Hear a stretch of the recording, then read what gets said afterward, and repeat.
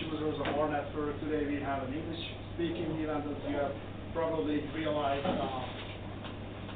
We have Ági Salánki speaking today about using our introduction in industry dealing with fashion, which sounds pretty cool and exciting. Fortunately, I do not really have to introduce Ági to you because she already gave a number of very good talks here at the Our Meetup. She also runs the Hungarian chapter of Our Ladies with Zsuzsi and Esther. And even more, she is a very nice person. So Ági, just go ahead and stage is yours. Thank you very much.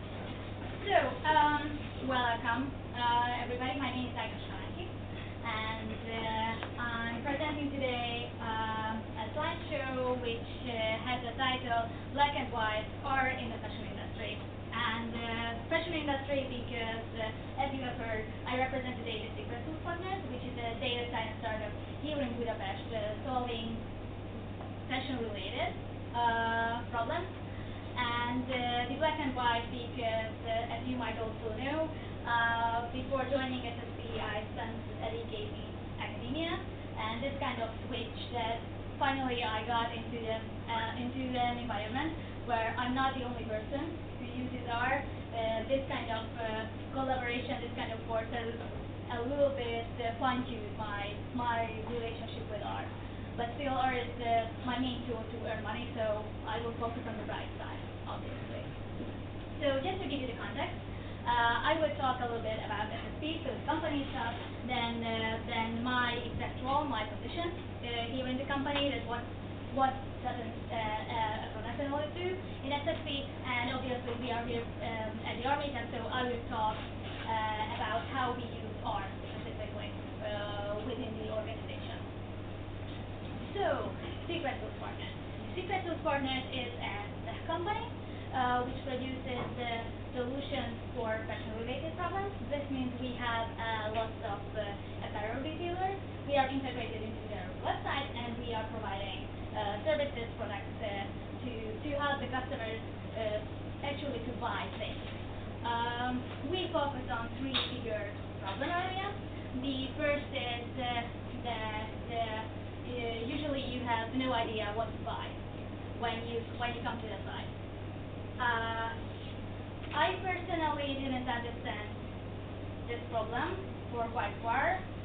As you see, I'm 150 centimeters, so the way I'm shopping online, I just go, type, I don't know, H&M.com, and filter down to extremely small sizes. And if there are two dresses on the list, then I'm happy, and I buy these things, and I have something to wear. So obviously my threshold is a little bit lower. On the other hand, there are a little bit luckier people in the world, especially in the US, and they have a huge collection. So if you go to the website of our partners, then you will see that, okay, I would like to buy a dress. How many dresses one of our partners provides? 8,000, sometimes 10, sometimes 4. So those people who are browsing this site sometimes get confused and didn't know what to buy. And SiteFinder, this is the product I wanted to start with because I'm responsible for SiteFinder analysis primarily. So SiteFinder, the product, does the trick with image recognition. We trying to extract feature values about the product you are actually browsing, and we recommend very similar dresses. The trick is, and the beauty of this whole product, that actually we do not get the information from outside. So we don't know whether this is a red dress and a knee-length dress with a V-neck or whatever, but this is some kind of metadata we mine within the company. And after we extracted these feature values, we recommend according to our definition, the most similar items. After you choose what to buy, you face another challenge. You would like to know in which size. And again, for some people, this is not a problem, but for some people it is. Because if you can imagine that there is a fashion website and you have 8,000 dresses, then these 8,000 dresses will come from 80 different designers put practically random labels on it. So, okay, this is an extremely small, this is a small, this is a medium. On the other hand, they are extremely inconsistent. After you have chosen the right size, then you still could have one more problem. If you would like to buy a product, then what you will is combined with. The third product is called Outfit Maker, and this is a cross-domain recommendation system. So for a dress, we do not recommend other dresses, but for a dress, we recommend other products from different domains. This is what the company does. How do we do it? As I said, all of the metadata coming from inside the company. So we are integrated into the partner's website, and this means all of the clicks of the users, all of the user interaction, eventually will land on our servers. This means we have obviously a huge amount of user behavior data, and as I said, we have some features about the product that we mine for ourselves. Yes. Data analysis and data science. Usually when I say I'm a product analyst or I work as a data analyst in product management, the first question coming from the other part of the discussion is usually, okay, then are you a data scientist or not? And I am not a data scientist. Why? Because the data analyst and the data scientist have two different problems. Usually, the responsibility of a data scientist is fine-tune algorithms, create algorithms, maintain them, and understand them for the latest details. On the other hand, and the data scientists guys in our company usually work with feature data.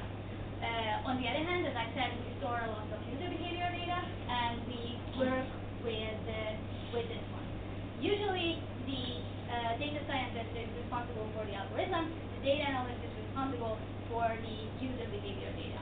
The person who controls both are the product managers. The product managers are weird. They are a very weird combination of a quantitative person. You can imagine we are a tech company, extremely data-driven. So a product manager has to understand everything in analytics. So you cannot put really our product managers into an uncomfortable situation mentioning confidence intervals or columnar databases. They are pretty comfortable with this concept.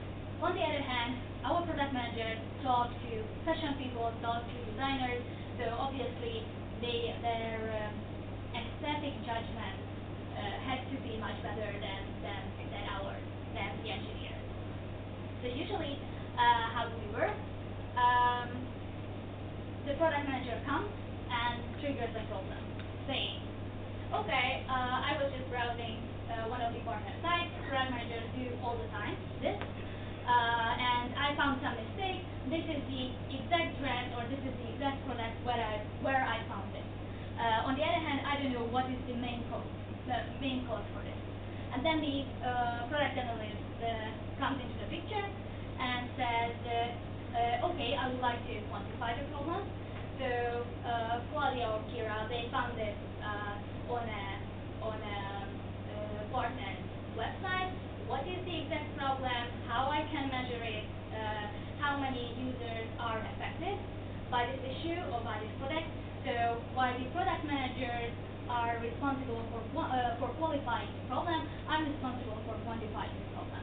After I'm done with my work, then usually a Jira ticket is waiting for the data scientist with the exact details of the problem, and from this point they can move on and they can figure out what went wrong with the algorithm. This is an issue or not, and prioritize the whole thing. What does an analyst do in SSP? Usually we spend our days with evaluating A/B testing, exploratory analysis, and reporting. A/B testing. What is A/B testing? Usually the traditional way of product management was that they hired one very good product manager or one very good domain expert. And all of the product management workflow was based on the so-called HIPPOs, so the highest paid person's opinion. So if Steve Jobs said, okay, this is the product we will go with, then it's great because you don't need any other people in your team. On the other hand, it's important that this kind of highest paid person should represent all of the users who will be interested in your product. And sometimes this is quite a huge problem. The product manager is still conducting quite much usability tests. They are sitting down with our users or user candidates, testing the product over and over again. On the other hand, it's not a scalable system. On the other hand, so this is the bad side. The bright side of it, that you do not have to develop the whole product to be tested. So if Steve Jobs can see a sketch, then he could decide whether this is going to be a good product or not. So you don't have to develop actually the product to be proved whether this works or not.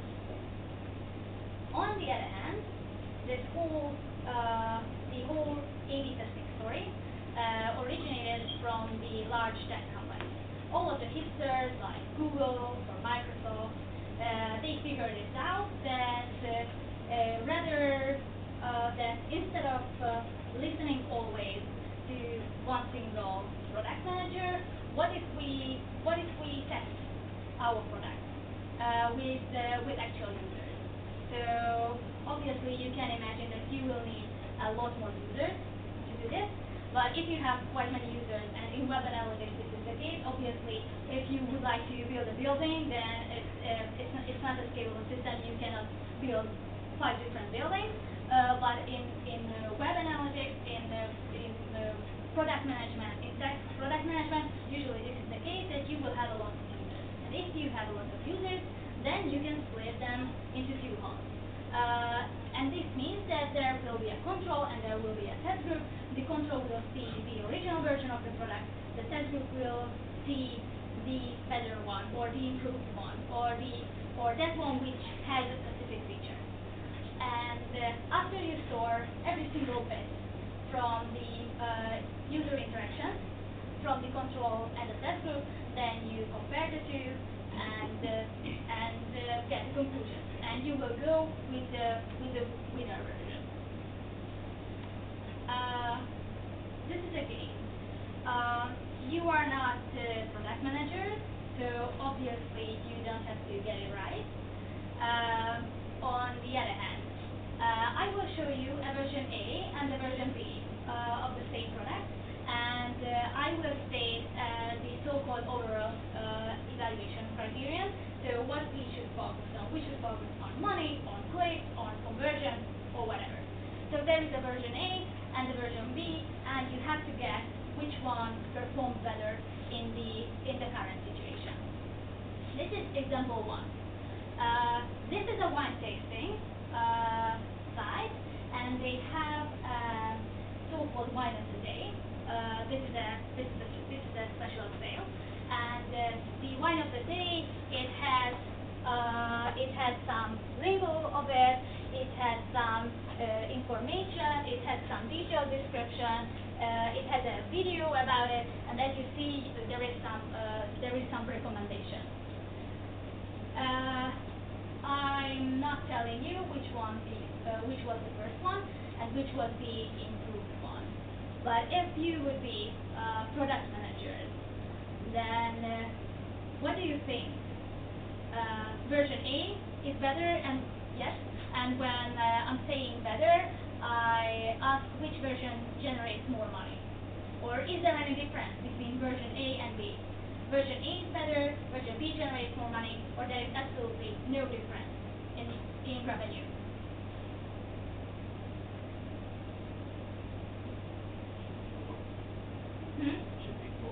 Yes. I just wanted to give you some time. will win? 2, 4, 6, 8. Okay, who thinks 7? Who thinks version B will win? 2, 4, 6. Yes, this is the majority. Who thinks that it doesn't matter? Okay, 2 people. Well, the truth is that actually version B is better. 41% in revenue per visitor. Do you have any idea why? More trustworthy. It's more trustworthy. Because? So, I don't want to spend money at the site which is so cluttered with small things. Okay. Other ideas? Don't trust them. Was there recommended product section in version A or related product recommendation yes, system? yes. You may also like. It has a different UI. Yes, but it was. Okay. I'd say to the point. I mean, the content is displayed in a compact manner. Okay. Easier to interpret the B. Easier to interpret the B. It sounds simpler, and then you get more detail. Okay.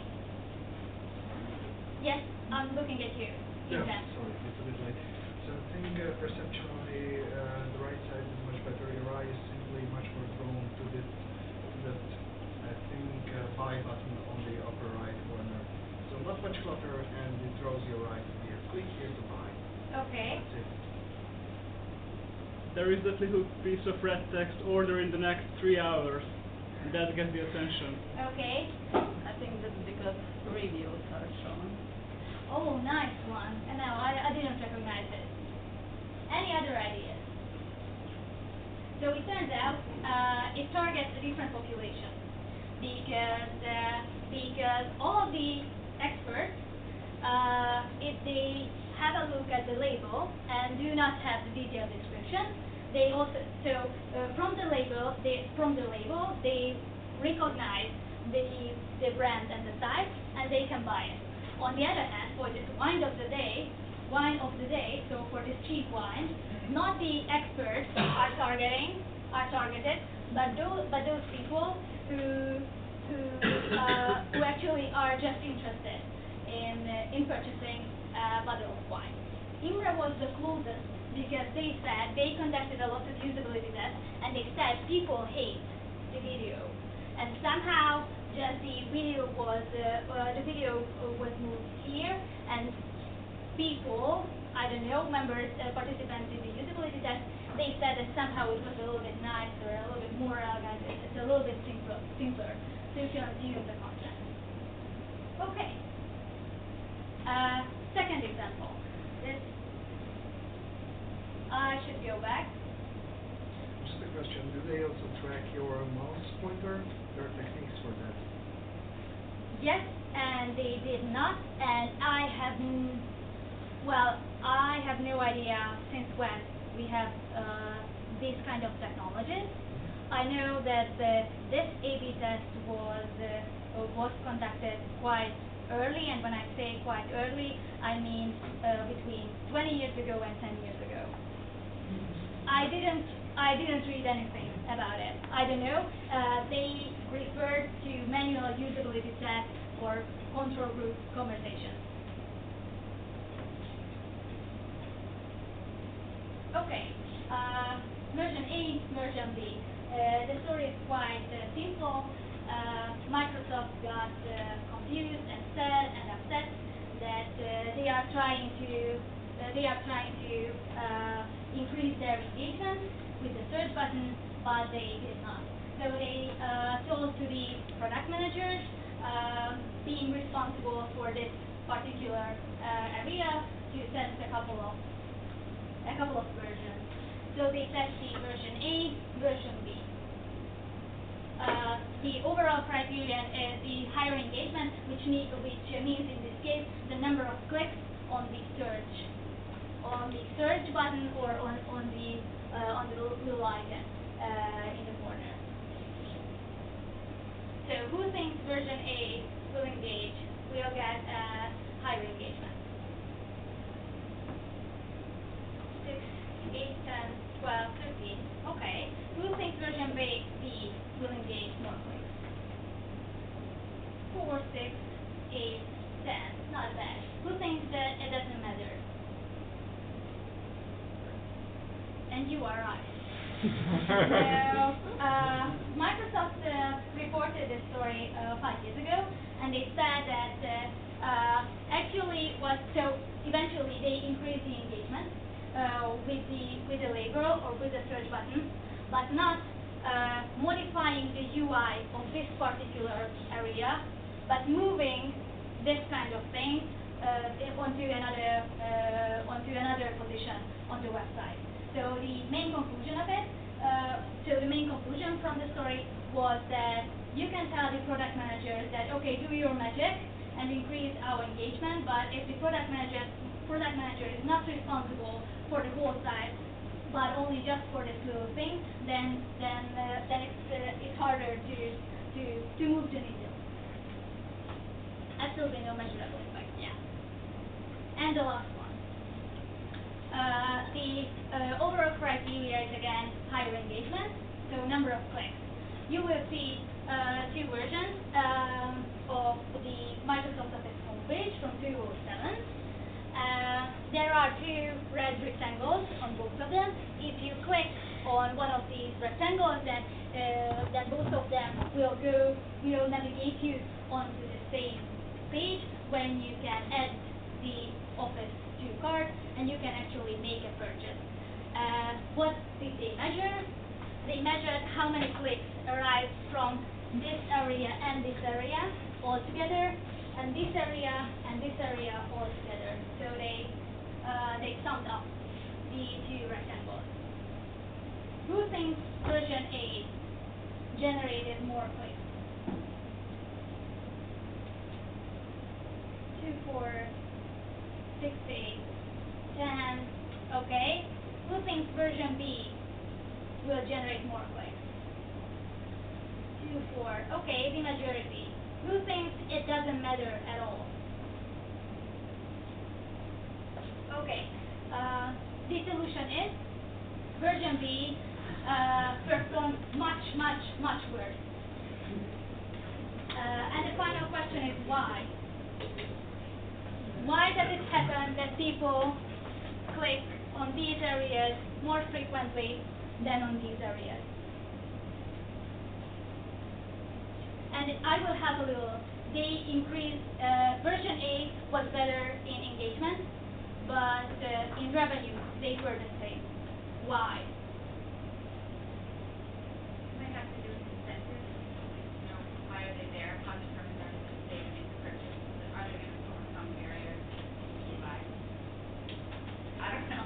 Not really. Perhaps accidental clicks because those are big things right there. Not really. Personally, I don't like this buy now and just the amount is too aggressive. Yeah. Okay. Inga? So you're saying that the actual revenue was the same? Yes. That should be that in order to find out the current price, you have to click on the left side and on the right side is here and then. Sorry. Should I be sorry? No. No, it was easy, yes. It was easy for some people. I was reading about this example in a product report from Microsoft, and I was looking at these versions for minutes, and I couldn't figure it out. So, congratulations. Yes, it was a nice trick. So, What was the final reason? the final reason, yes, the final reason is that the price is already only shown on version B.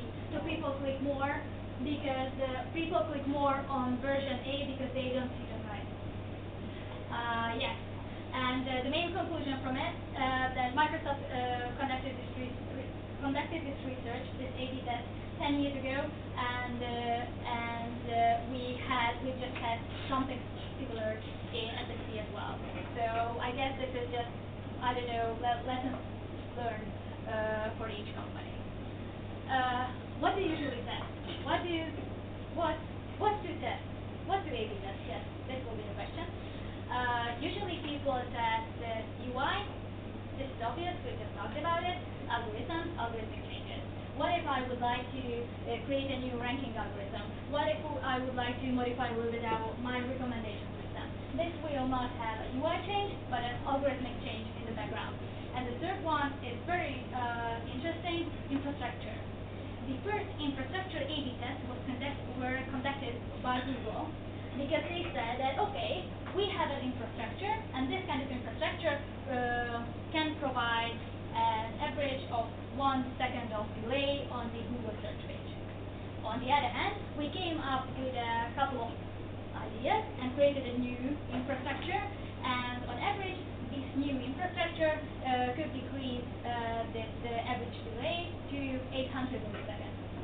But Google was interested whether this really matters at all. So is it worth to put money and engineering effort into building a new infrastructure and scale the shiny new better infrastructure, or people are satisfied with the 1 second delay and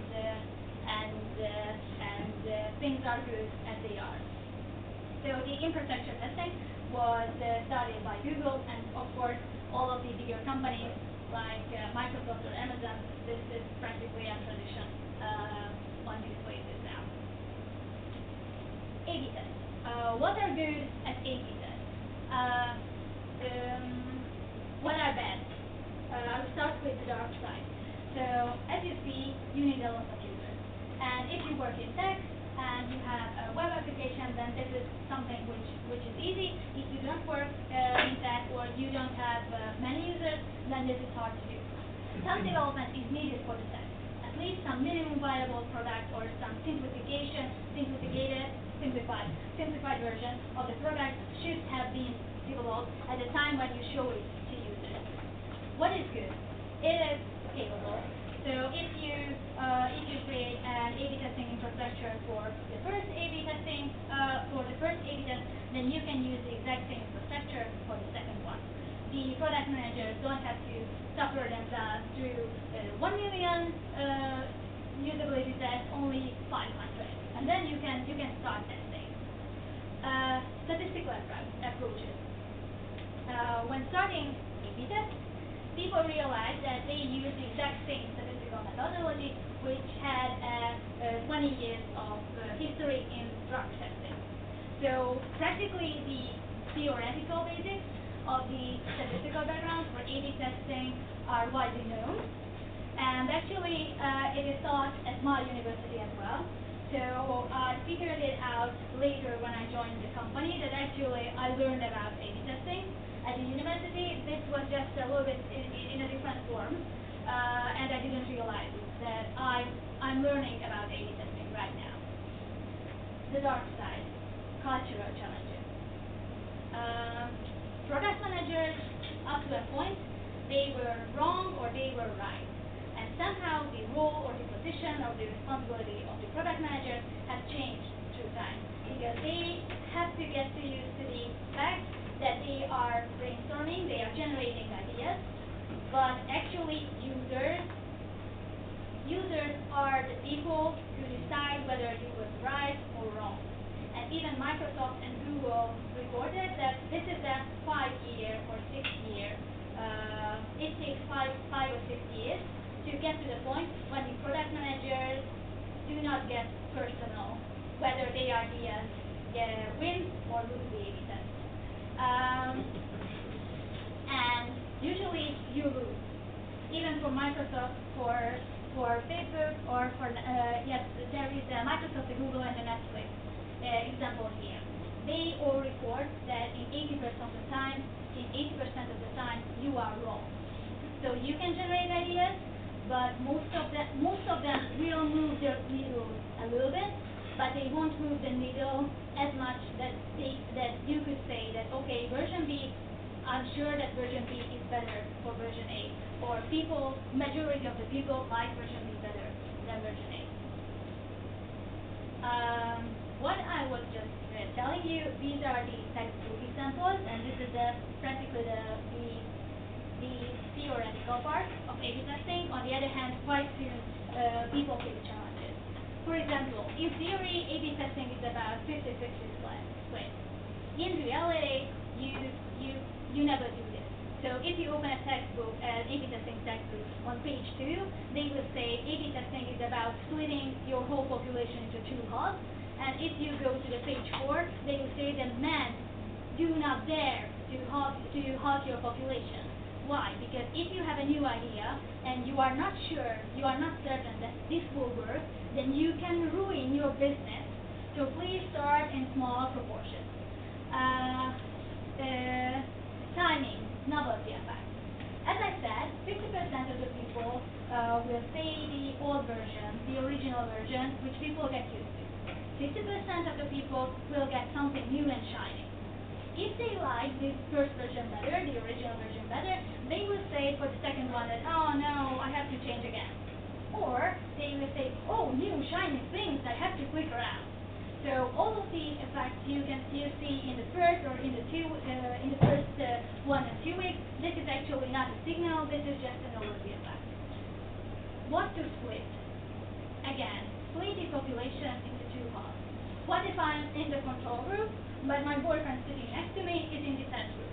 Will I desist that Facebook put on his mobile a better version of a feature, or will I be happy, or will I ask for his phone to try the feature and buy the data? Who knows? How to split? A lot of years have been spent on randomization. I think in the history of secret source partners, we've never had a single partner who could reach a 50-50 allocation. We are suffering with this all the time. This is harder, easier said than done, this 50-50, and generalizable. It's very hard, it's very confusing. If, for example, we have 30 partners and we have an A/B test for the first 15. On the other hand, we have another 15. Could we generalize the A/B test? What is the population? What if we have a partner which sells only luxury products? Is it the same? Should we repeat the A/B test? How should we repeat it? So it's not easy. Evaluation of A/B test is simple. Because you just have to calculate a couple of numbers, create a couple of confidence intervals. So you will say, okay, version B wins. It won the A/B test. On the other hand, the hard part of the analytics is to interpret the data and to say why. Why is version B better or worse? What are the critical segments? Are there any segments of products or browsers or time intervals or people where the version B or version A is extremely negative or extremely positive? You really have to understand your data. Or the second part, as I just said, or I just showed the cartoon, in our life, it happens quite quickly that a product manager or someone just shows up at your desk and say, okay, I just had an idea, let's check it very quickly. Reporting. Reporting in SSC means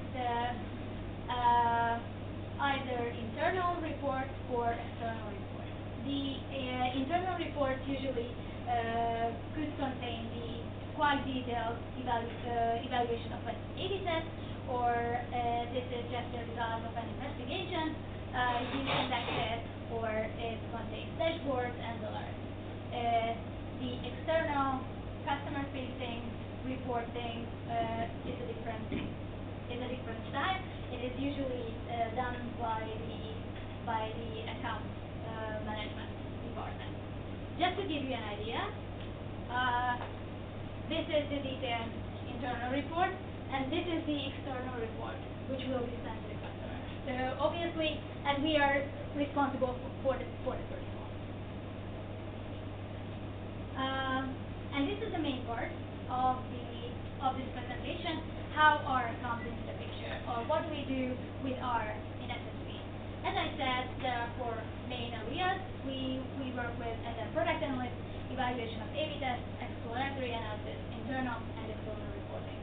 And you can see, if you read the abstract, you saw that we think R is a great prototyping language and extremely good in ad hoc analysis.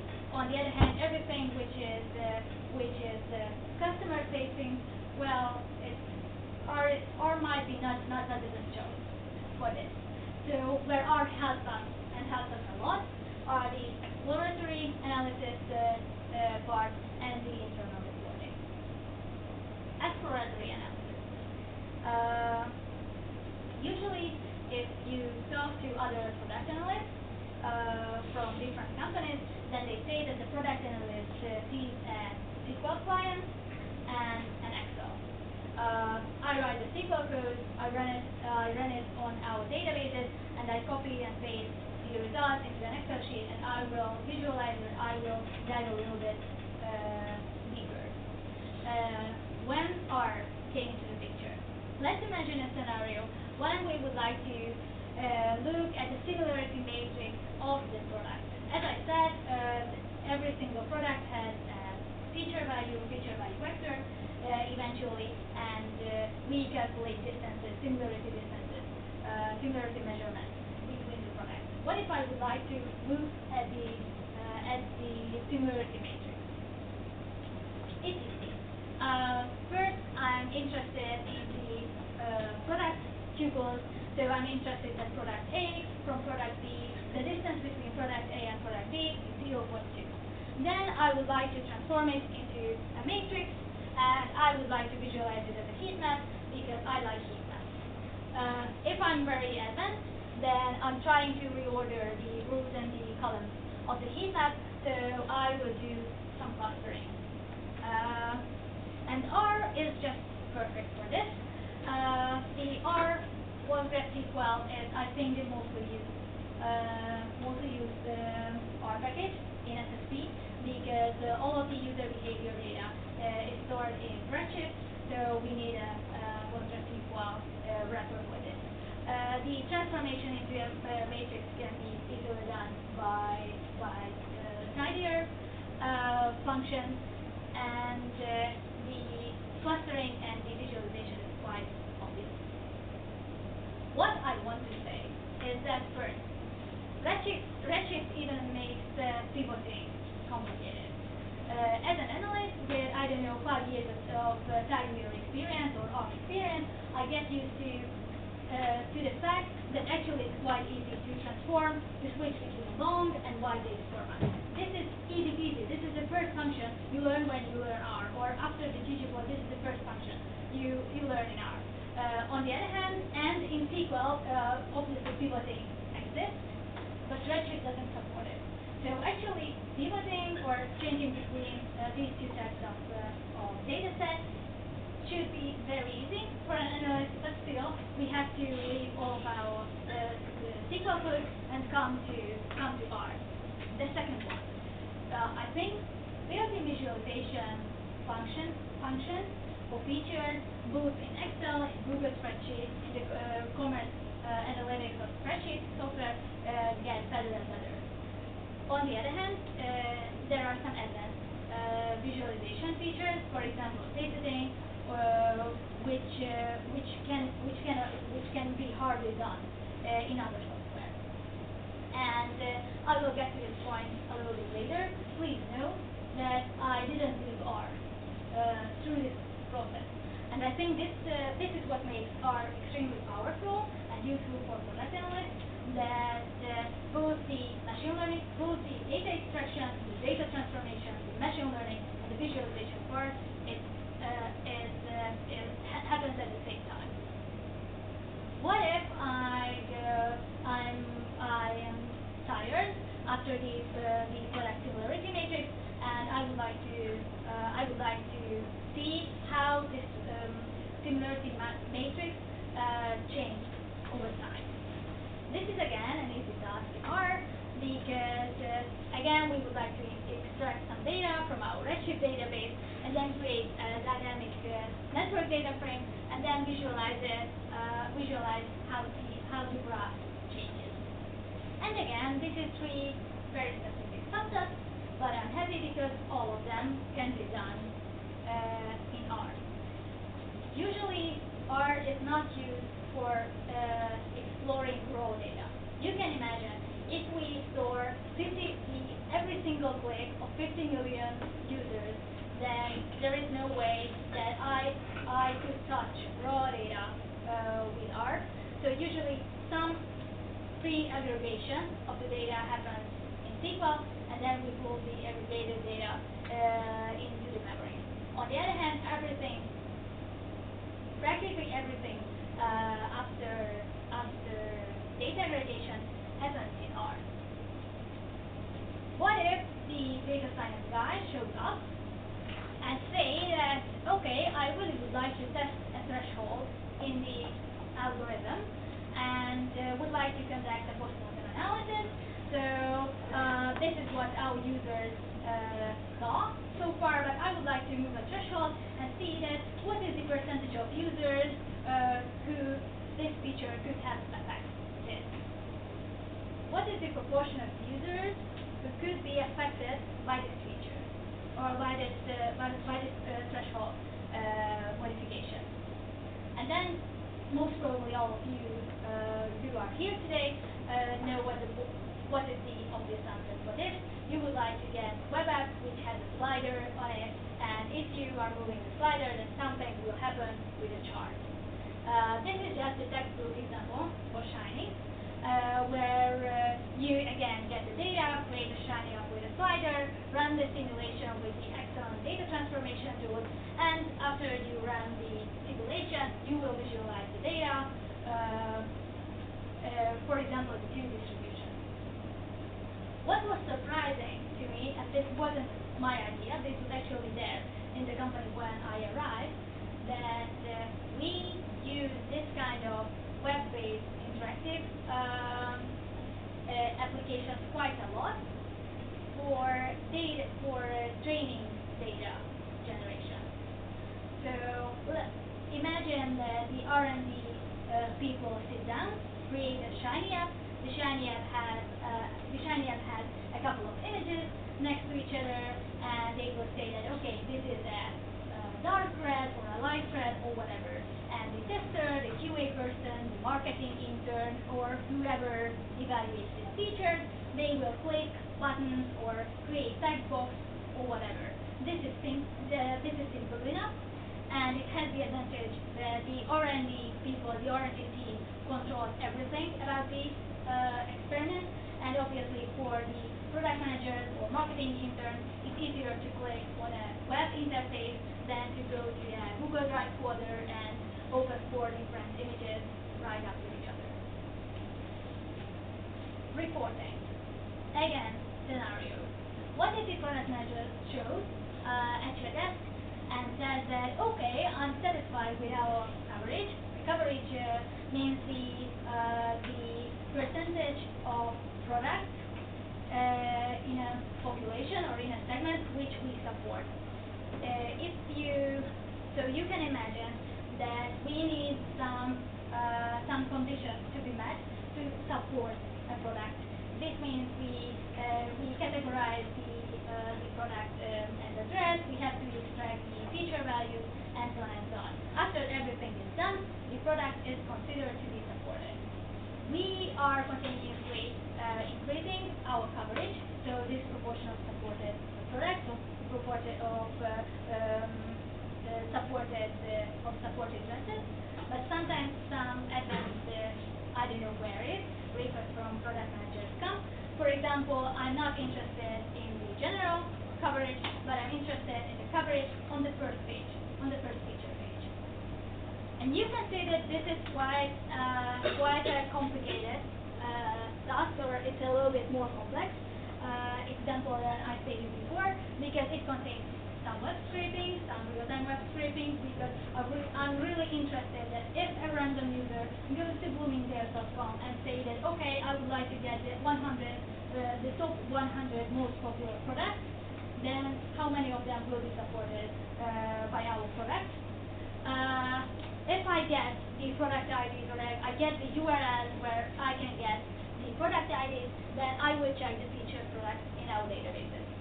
I will create a detailed list that this is the URL, this is the product ID, we categorize this as address, we successfully extracted the feature values, and this is the first time when the address was supported.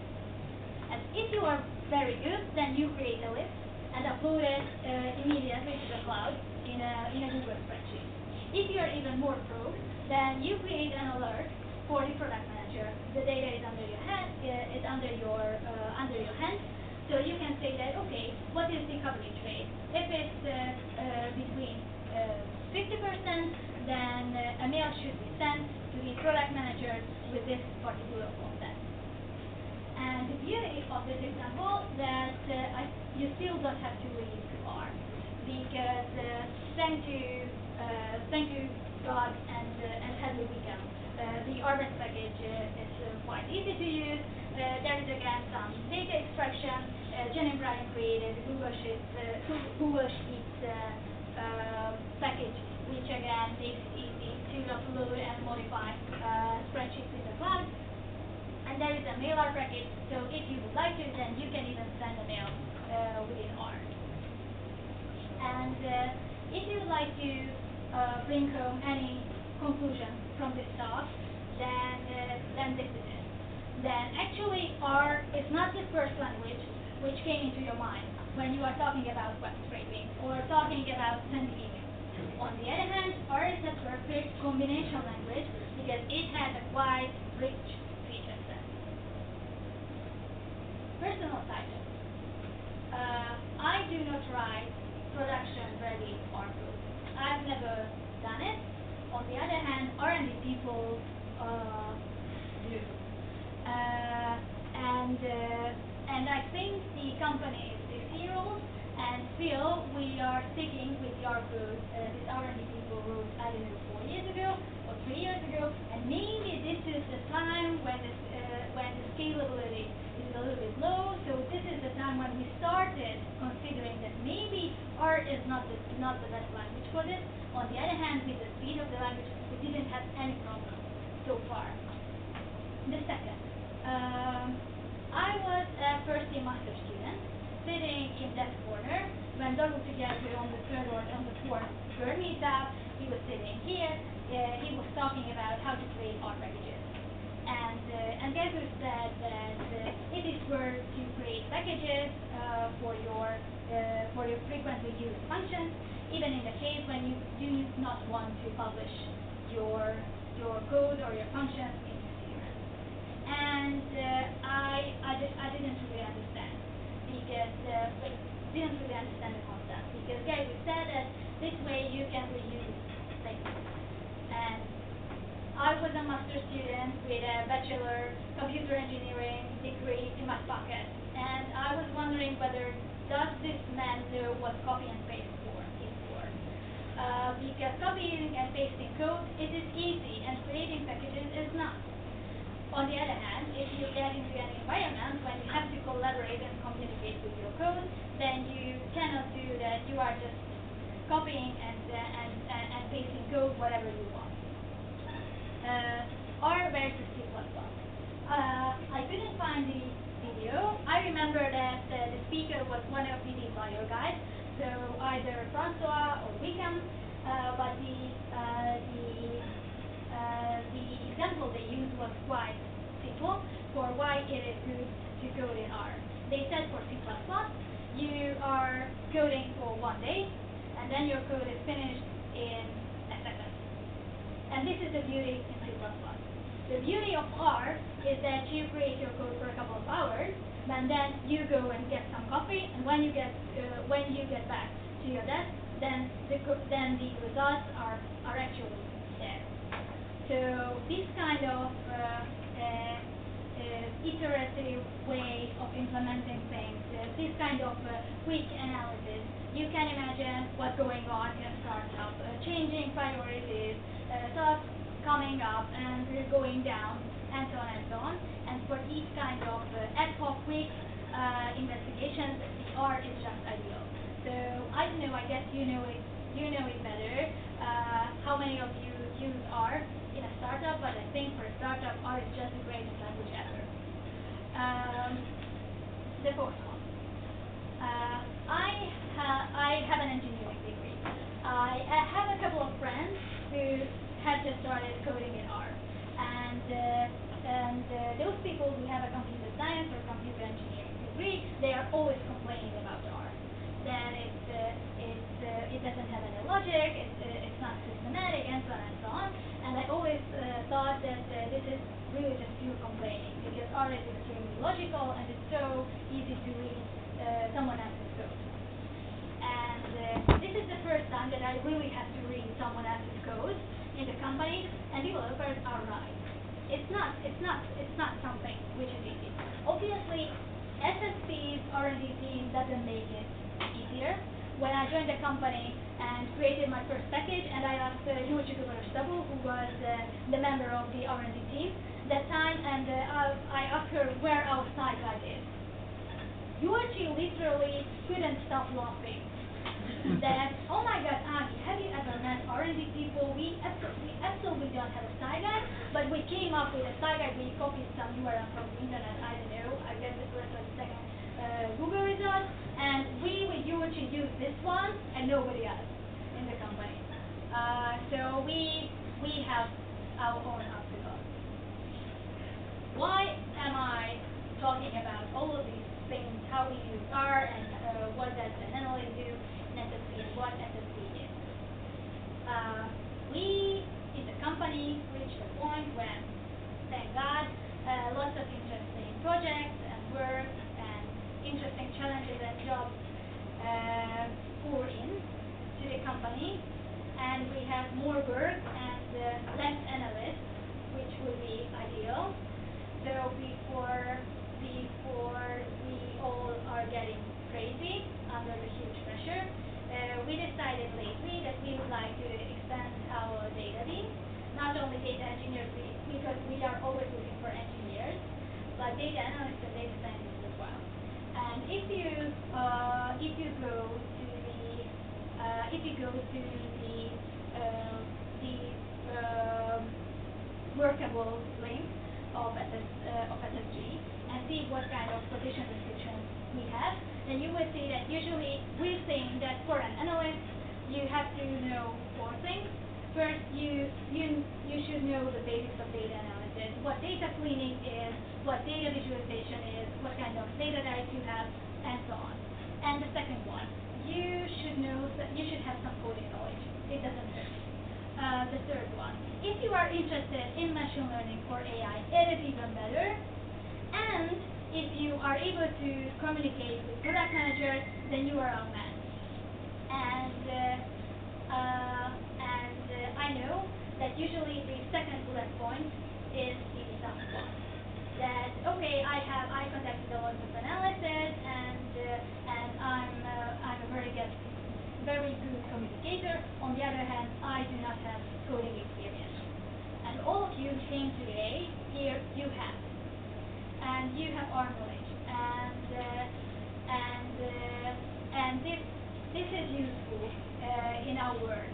So if you are interested in exploratory analysis or A/B testing, or you just would like to see how a startup works, or you always wanted to work in fashion, then Secret Partners is the good place for you if during the summer or in the near future you come up with the idea that you would like to work with us, then we have a lot of things to do.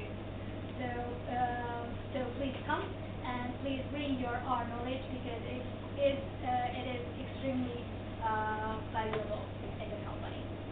Thank you very much.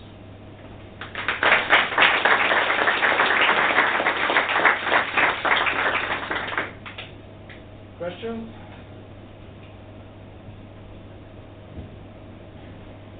I have a question actually. You said that you're not a product manager, so it's maybe not the right question for you, but I'd be interested in what is the best metric for measuring these either A/B tests or general success. So is it revenue or revenue at customer satisfaction or something like this?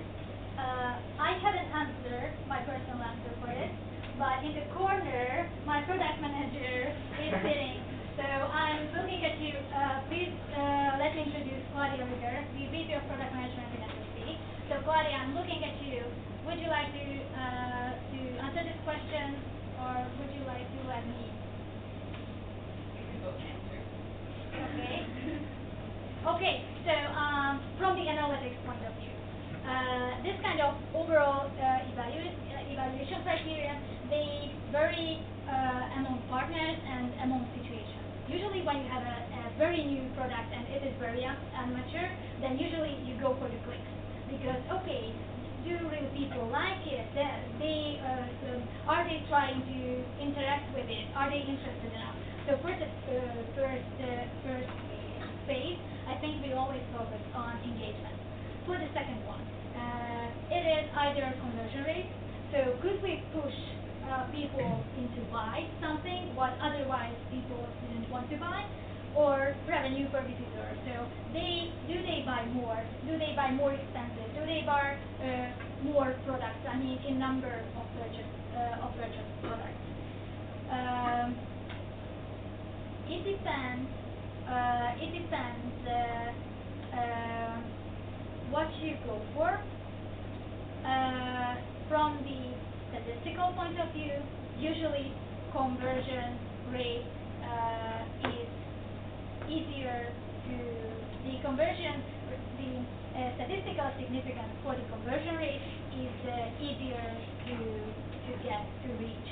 So for after 2 weeks, I think we've never had an A/B test when we could say that okay, we increase the revenue by 20% because it takes time. For the conversion, after 2 weeks or after 3 weeks, if you have a lot of users, then you can actually push the needle. So at the end of the day, we usually look at revenue per visitor, but there are a couple of cases when actually the conversion rate reflects our goals much better than the revenue per visitor. Every single textbook suggests that before actually starting your A/B test, you should pick one single metric you care about. But if you go to the Google homepage or the Google the official blog of the Google Product Managers, they said that at the beginning of A/B testing, they had a huge meeting with 40 people, 50 people, and they said that okay, we should agree on one single metric. And they agreed one single metric. It took 8 hours. This was the linear combination of 15 other things. And then when they evaluated the A/B test, they said, what is the metric? Okay, we pushed the needle by, I don't know, 2%. And they said, okay, but which part of this metric? So after they agreed on one single metric, they always, every single meeting, they went deep and actually tried to interpret that what is the actual metric, what is the phenomenon they have any influence on. This is the analytics answer. Claudia, do you have anything to add? I think a lot of the drivers for whatever metric is going to be really important comes from whoever the stakeholders are that you're having a conversation with. So somebody might tell you what the most important metric is because they have a goal that they're trying to achieve. In our business, if we don't make our retailer partners money, then they're not going to buy our service. So we do have to, increase purchase conversion or reduce returns or something like that. When we talk about some of our newer products, we don't necessarily know which KPI, key performance indicator, is going to be most powerful for that product. So when we launch it, we're more in an experimentation phase, and we're looking at what kind of metrics have changed. So has the average item value changed? Has the average order value changed? Has what is the relationship between engagement and an increase in purchase conversion? So I think if you're selling something to somebody, you better be able to prove value to them, and probably they want you. It depends on what they're trying to do. Perhaps somebody is trying to secure more funding for their organization, and they need to distinguish themselves from competitors. They want to launch a feature that is distinguishing in that regard. So their goal is marketing, right? It doesn't actually. But in the end, it actually has to do with maybe securing more funding. But from the standpoint of showing how they're distinguished from their competitors. So I think the most important thing when it comes to KPIs and metrics is context and who are you talking to and what are they trying to achieve. So it's not a really straightforward answer, but. Great, thank you. Next to Claudia, our head of analytics. He's going to disagree with me right now. Greg, do you have anything to add? And should I run away? Greg Kovac in the corner. No, I think I could probably talk for another hour about how you evaluate A/B tests and what you look for. I generally say whatever metric you look, you have to make sure that the components are independent. So, for example, revenue per visitor is a good one because visitors are independent in that regard whether they get into test or control group. So just because Ági got into the control group doesn't mean her boyfriend is going to get into the same group. And just because Ági spends $1,000 on a campaign doesn't mean other people will spend more or less. Maybe she spends $1,000, her boyfriend will not be able to spend anything, but let's just assume they are independent in that regard.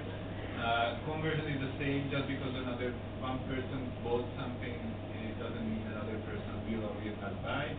So whatever metric you look, you just have to be sure that they are independent from each other, and then you can trust them. And whenever you trust them, it usually turns out that's not true. But that's another meetup topic, I guess. Thank you. Any easier question? Thanks for the presentation. That's very interesting. So you mentioned that R code can be difficult to read, but I also saw that you would use diverse quite extensively.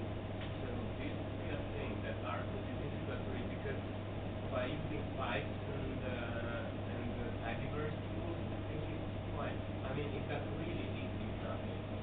Okay, so the question was, just to give you the context, that you can see on my slides that we, for data transformation, data magic, we use the diverse packages quite extensively. On the other hand, I was complaining about readability of other code. So first of all, already people do not use R to transform their data, but for visual recognition, and they use extremely exotic things. And obviously, a lot of code was written 3 years ago. So I think these are the main challenges, or these are the main problems to solve. So if I look at I don't know, a series of pipes, then I usually can guess that okay, what did the author want with this piece of code. On the other hand, if you have a situation when you are trying to dig very deep in the algorithm and say that okay, how do we exactly take price of a product into consideration? Then if you are just going down and down, and you will see constants multiplied by other constants and some magic. And this kind of magic, at least for me, it is very hard to understand and to use. Yes. Yes. If we exclude the current status of the ecosystem of ARC, that is, we want to use packages, etc., what can you say about the core of the language itself? How is it in your work? I mean, perhaps the programming language with so the question is perhaps do you need additional type safety? Would you perhaps have preferred a more functional programming language, or is it the perfect programming language? Okay, so the question is what about the core R packages and R functionalities, and did I have I ever felt the need, the desire to switch to another language, for example, to another functional language, or I think that R is perfect for this kind of job. So as you have seen, my daily job is quite limited in terms of what I really need for my job. So every single investigation starts with the same sentence. Okay, Ági, I'm interested in the number of, or in the proportion of, or I would like to see a chart, or I would like to see, could you plot a trend line of, and so on and so on. And this means that after the data extraction, data transformation, visualization, I don't know, 3-step workflow, for me, it's very rare that I would like to leave this kind of comfort zone of me. I know that both within the R&D team when they do an investigation about user behavior data, and this is true for me. We usually stick not only a special package set, but we stick to tidyverse, and that's it. And practically it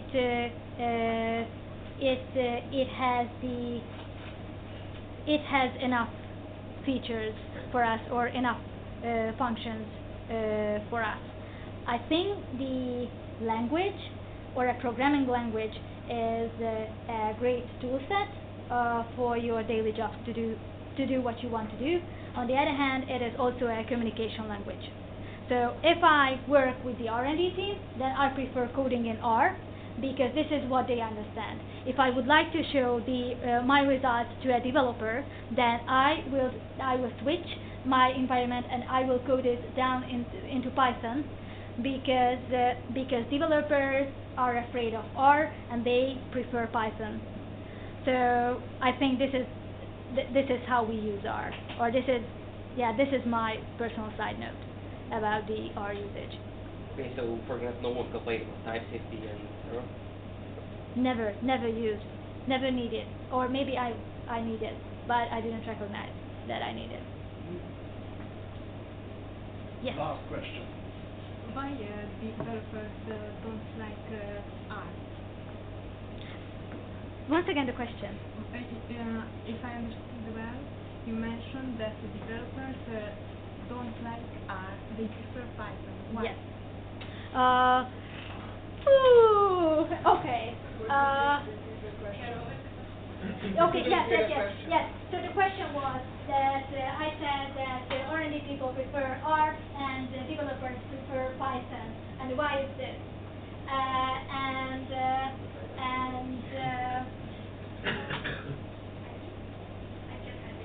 Yes, the youngest data engineer of the company, Ágnes. So actually, in essence, because R&D mostly using R, no other reason. They don't, like, for some requirement functionality of, you can find it in R, you cannot find it in Python. But like, as a data engineer, for me, I use Python all day, not R, because for processing data, for validation, for doing some simple metrics aggregation, it's simple to do it with R. We use them for library like Pandas, and I don't like to use R for that because why? Because for one reason, our ingest, which is processing data in AWS, is with PySpark. So if you do that with Python, so you will gain more knowledge of Python, or some other functionality of Python, and you will be able to do that the same with PySpark. So just the same thing, the same language, and different language. But for R&D, I know, I'm not an R&D person, but I think it's really quite hard to do it with Python, because it depends on your needs, on your special needs, what you need to do exactly, what's your achievement at R&D. So that's it. Just to add my 2 cents. I think this comes, so it has a few other reasons, but I think it is rather a tradition than anything else. I think developers who start the university with C and C++ and Java and learn Python quite early in their studies or while they are coding, I think for them it is simply easier to code everything in Python. On the other hand, R&D people who usually have an academic background, and they are not developers, they are not computer scientists, they are not engineers, but they just they are looking for a framework when they can actually conduct their analysis. I think, for example, taking this university into consideration, almost every data analysis course starts with Introduction to R, because this is how we think about this. And we know that all of the computer engineers and computer scientists, they will learn Python at some point in their career. So I'm sure that the expert could list thousands of reasons why such a difference between how we use our languages exists between R&D people and developers. But I would say this is just tradition and how we think. All right, I'm sure you have a bunch of other questions, but I also know that you are hungry, so I suggest to ask the questions on one-on-ones. I'm pretty sure the SSP folks will be around for a while, so grab a slice of pizza, go around and ask those questions. So let's thank Ági for this great presentation again.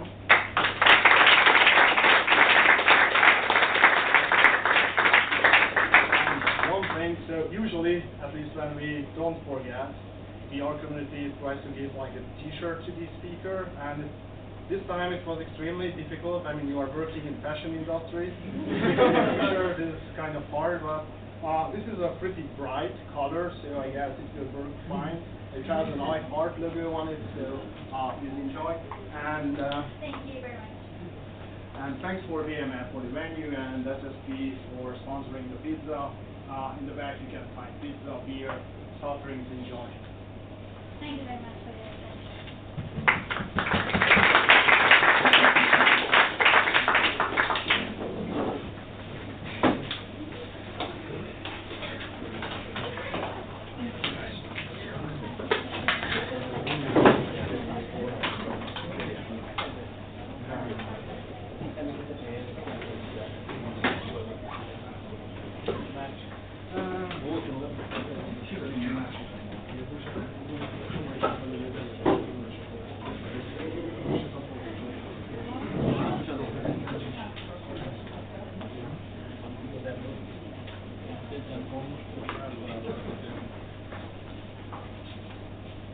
Let's